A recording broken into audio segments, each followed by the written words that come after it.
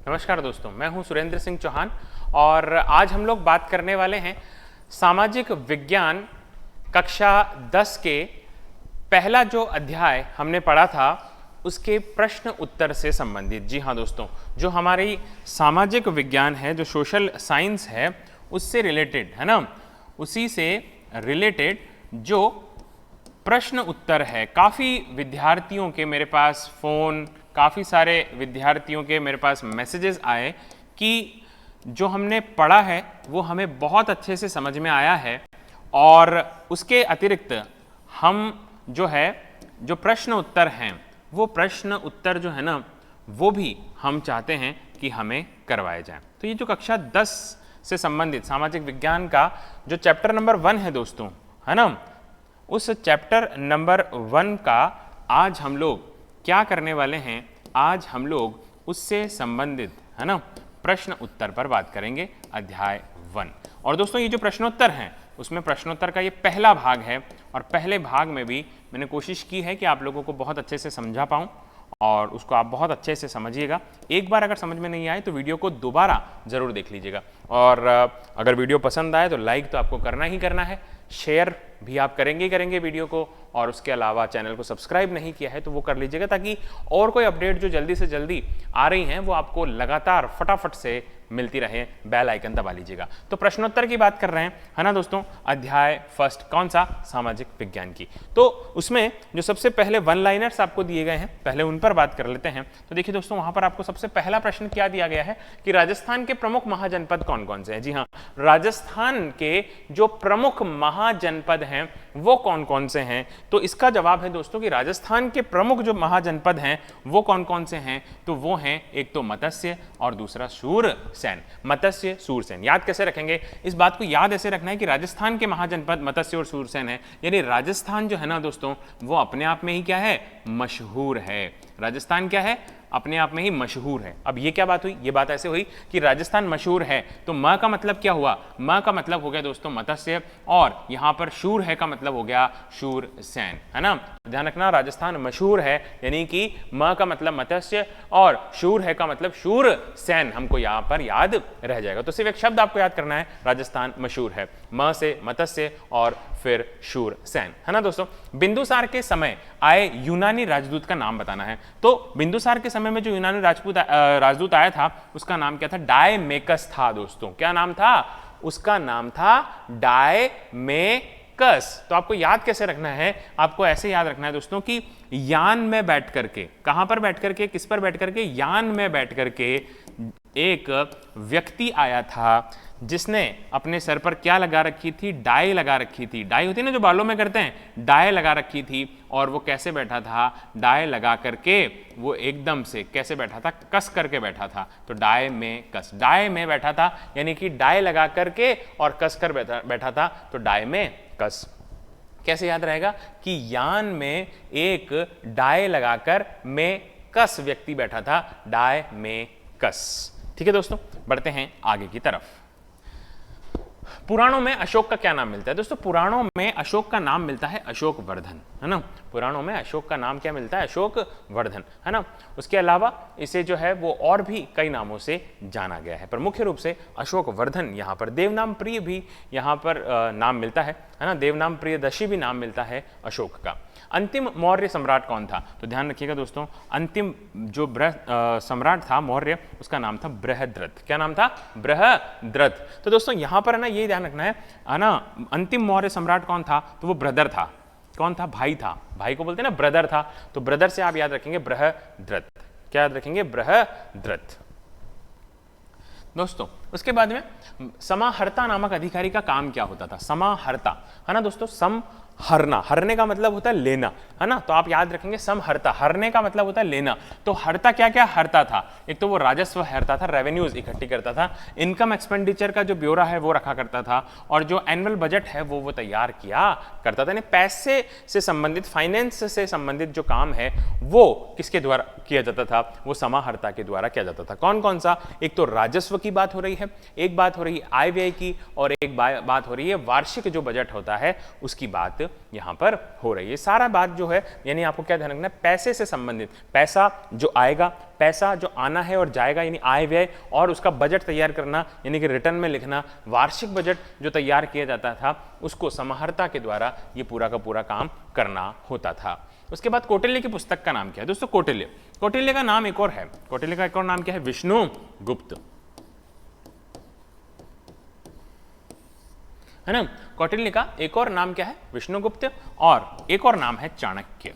तो दोस्तों चाणक्य की पुस्तक यहां पर पूछी गई है और चाणक्य की पुस्तक का नाम क्या है? अर्थशास्त्र। तो दोस्तों आपको नाम क्या ध्यान रखना है कि कौटिल्य का अर्थ है होता है, कौटिल्य का नाम का अर्थ क्या होता है? तो कौटिल्य का अर्थ होता है विष्णुगुप्त और चाणक्य, और अर्थ का मतलब से आप याद रखेंगे अर्थशास्त्र। तो इससे हमको दोनों नाम भी याद हो जाते हैं और उसके साथ में यहां पर पुस्तक का नाम भी याद हो जाता है, अर्थशास्त्र। पतंजलि, जी हाँ, पतंजलि किस शासक के काल में हुए थे? तो दोस्तों यहां पर ध्यान रखना है आपको कि पतंजलि जो है ना वो पुष्यमित्र शुंग के काल में हुए थे। पतंजलि पुष्यमित्र शुंग के काल में हुए थे। तो आपको याद रखना है प और क्या याद रखना है? पू, पप्पू, पप्पू याद रख लीजिएगा। पप्पू का मतलब क्या? पप्पू का मतलब पतंजलि, प का मतलब पतंजलि और पू का मतलब पुष्यमित्र शुंग, तो पप्पू आपको ध्यान रखना है। सातवाहन वंश के सबसे प्रतापी राजा का नाम क्या था? तो ध्यान रखिएगा, सातवाहन वंश के सबसे प्रतापी राजा का नाम है गौतमीपुत्र शातकर्णी। जी हाँ दोस्तों, है ना। तो यहां पर आप कैसे याद रखेंगे? यहां पर भी 7 है और यहां पर भी 7 है। गौतमीपुत्र शातकर्णी, गौतमीपुत्र शातकर्णी जो है वो यहां पर सबसे ज्यादा प्रतापी शासक इस वंश का माना गया है दोस्तों, है ना। तो सबसे प्रतापी शासक इस वंश का माना गया है।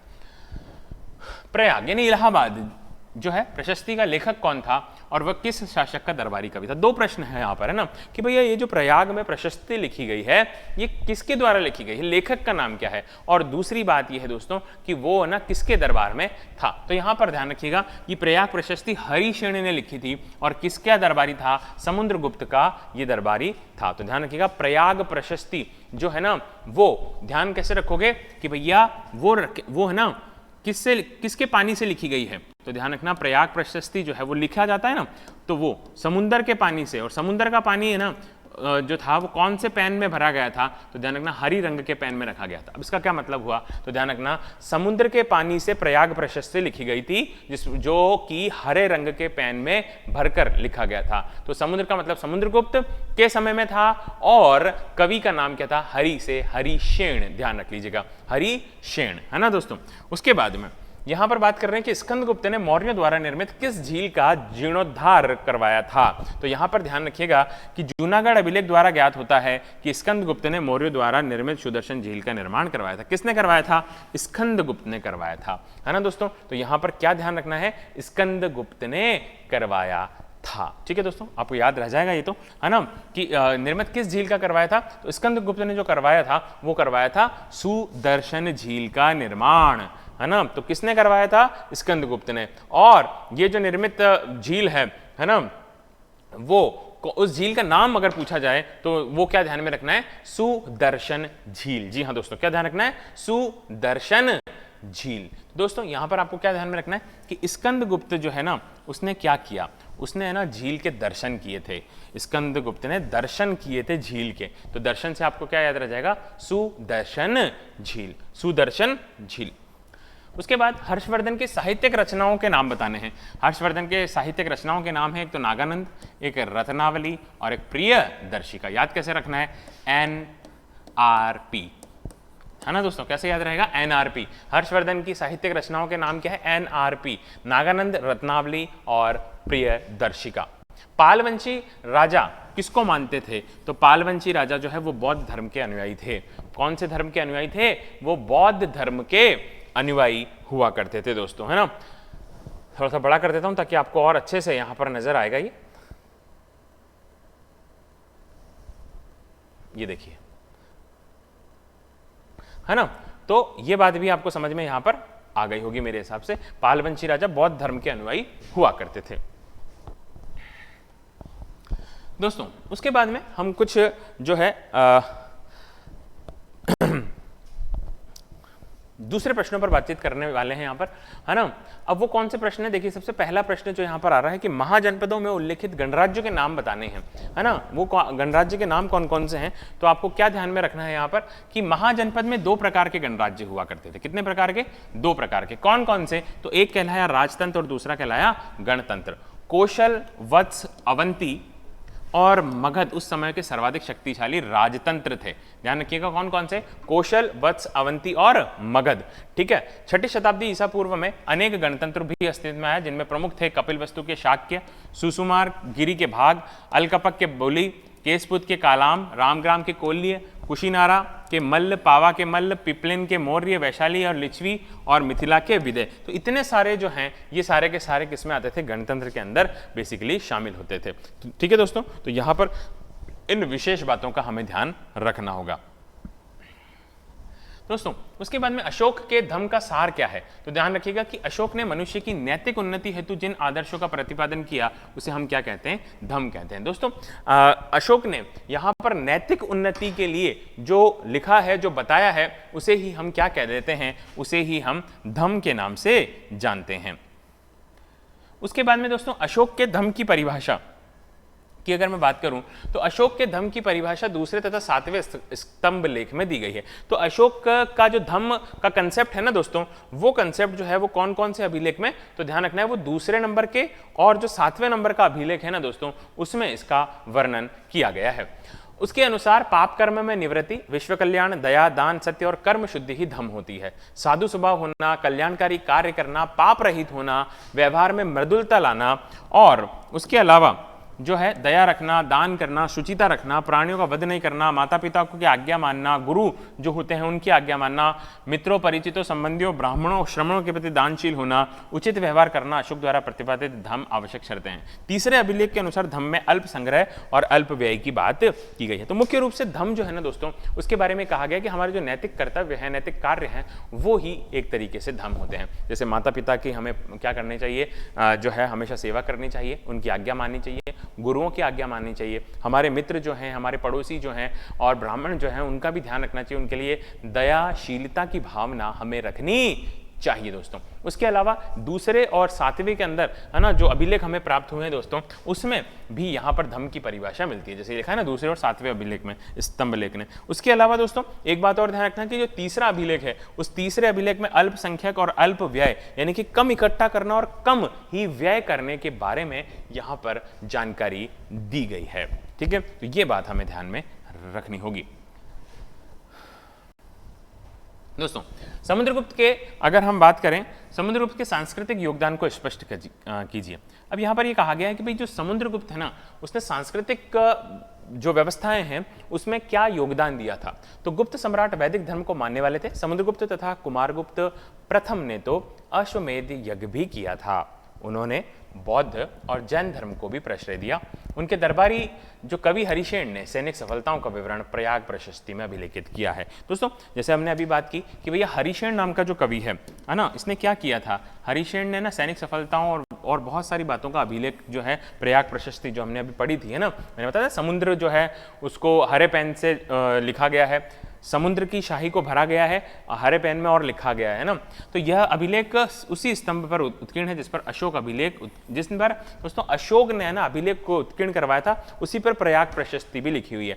तो और इसने क्या काम किया दोस्तों, समुद्रगुप्त और कुमारगुप्त ने अश्वमेध यज्ञ करवाए। और दूसरी एक और इंपॉर्टेंट बात कि बौद्ध और जो जैन धर्म है इनको भी इन्होंने क्या दिया था, प्रश्रय दिया था। उनके सिक्कों पर अश्वमेध पराक्रम लिखा मिलता है। यह ललित कलाओं में भी निपुण था। जी हाँ, अशोक के बारे में कहा जाता है कि इसके सिक्के पर है ना, सॉरी समुद्रगुप्त के बारे में कि वीणा बजाती हुई एक जो है हमें एक सिक्के भी मिले हैं, जिससे पता चलता है कि ये बहुत अच्छी वीणा भी बजाता होगा। ये विष्णु का भक्त था। जी हाँ, जो ये समुद्रगुप्त है ये बेसिकली विष्णु भगवान को माना करता था, परंतु दूसरे धर्मों का भी क्या करता था, सम्मान और आदर ये किया करता था। तो बहुत अच्छी संस्कृति का इसे द्योतक माना जा सकता है दोस्तों। तो समुद्रगुप्त जो है उसके बारे में प्रयाग प्रशस्ति लिखी थी हरिशेन ने, और हरिशेन ने ये जो लिखी थी इसमें इससे संबंधित सैनिक और बहुत सारी बातों के बारे में इसमें लिखा है, जो कि प्रयाग में है, इसलिए इसको प्रयाग प्रशस्ति के नाम से जाना जाता है। अशोक ने जो स्तंभ लेख लिखवाए हैं, अभिलेख लिखवाए हैं, उसी पर यहाँ पर समुद्रगुप्त की ये प्रयाग प्रशस्ति भी दोस्तों लिखी हुई हमें प्राप्त होती है। उसके अलावा ये विष्णु भगवान को मानता था, उसके अलावा जैन और बौद्ध धर्म के लिए भी इसने कार्य किया। उसके अलावा दोस्तों ये ना दूसरे धर्मों का बहुत ज़्यादा सम्मान करता था, हालांकि विष्णु भगवान को बहुत ज़्यादा ये माना करता था। वीणा बजाते हुए भी हमें सिक्के मिले हैं, जिससे पता चलता है कि ये बहुत अच्छा वीणा वादक भी रहा होगा। तो कुल मिलाकर के यहाँ पर बात होती है कि भाई ये जो समुद्रगुप्त है, इसने जो है सामाजिकता या सामासिकता और संस्कृति की हम जहाँ बात करते हैं, कल्चर की जहाँ हम बात करते हैं, तो उसमें बहुत महत्वपूर्ण योगदान दिया। अश्वमेध यज्ञ भी जो है इसके द्वारा करवाया गया था। दोस्तों उसके बाद में बात करते हैं राष्ट्रकूट वंश का संक्षिप्त में परिचय, यहाँ पर बात हो रही है।